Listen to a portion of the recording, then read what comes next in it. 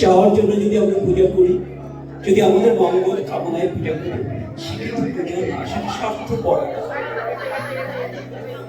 পুজোর সময় কি চাইতে হয়? রবি ঠাকুর খুব সুন্দর করে বলেছেন, অন্তর বাবু বিকশিত কর, অন্তর তরকে সুন্দর কর, মঙ্গল কর, নির্ভয় কর। ঠিক আমাদের এইটাই চাইতে হবে।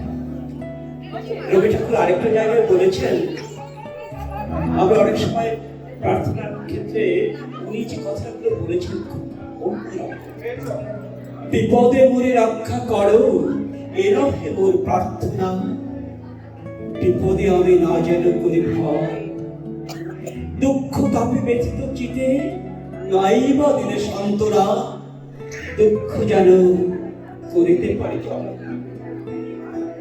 উনি কিন্তু নিজের জন্য কিছু চায়নি, উনি চেয়েছেন আমাকে শক্তি দাও, ক্ষমতা দাও, যার মাধ্যমে আমি দুঃখ জয় করতে পারি, মানুষকে ভালোবাসতে পারি, মানুষের মাঝে আনন্দ ছড়িয়ে দিতে পারি। তাই পুজোয় আমাদের এই প্রার্থনাই